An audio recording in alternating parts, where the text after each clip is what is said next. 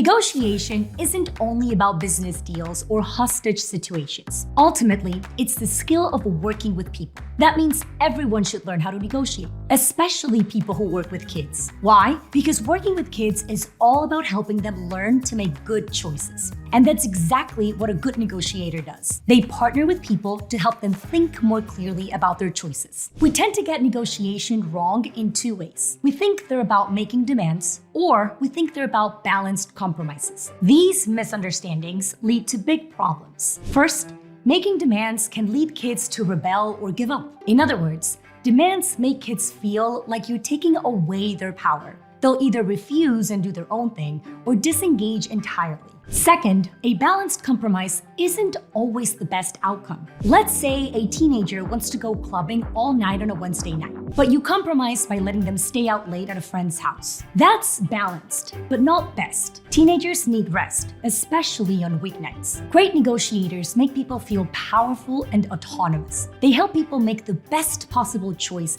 by using their own critical thinking to analyze their decisions. But how? Chris Voss talks about how on the Knowledge Project podcast with Shane Parrish. Chris is the former lead international kidnapping negotiator for the FBI and author of a must-read book titled Never Split the Difference. He found that his skills as a negotiator helped him with his kids as well. Here are 4 of Chris's tactics. Number 1, use your voice. Humans naturally copy the energy of the people they're around. As a result, you can shape your conversation by how you say what you say. Use a positive, playful voice most of the time. It will help kids feel comfortable and encouraged. When they get anxious or upset, use the late-night FM DJ voice. Slow, deep, and calm. Use an assertive voice sparingly, only for very important points because it will cause pushback. Number 2, mirror. The best way to help someone think is to force them to reflect on what they're saying. Don't critique their wrong ideas. Instead,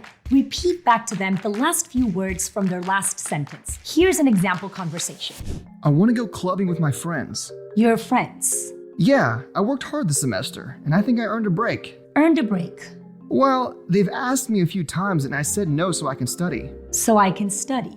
Avoid sounding sassy or disapproving. The goal isn't to shame them or make them feel bad about their thought process. The goal is to keep them talking and open their eyes to their thinking. As a result, you'll help them analyze whether they're making good decisions on their own. Number 3, label.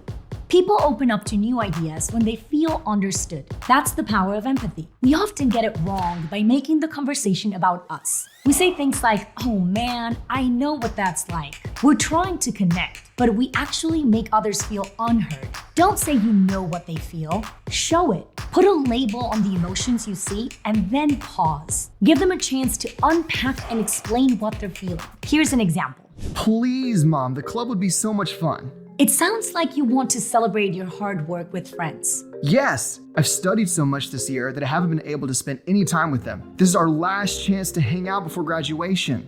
Labels will give you a chance to verify what you think they're feeling. They make others feel like you're listening and seriously considering their emotions. They also help them develop more self-awareness of their own perspective. Number 4, ask open questions. The last tactic is to ask genuine questions that get kids thinking. For example, instead of saying no to the club, you could ask, "How am I supposed to let you stay so late at a club?" Start with how and make sure it's an open-ended question, not yes or no.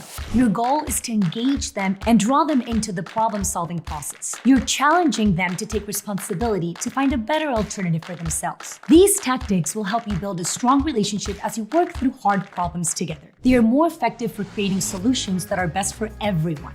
You're also setting an example for how your kids can work well with other people themselves. If you found this useful, check out my previous video about one of the most common topics you need to negotiate with your child: screen time.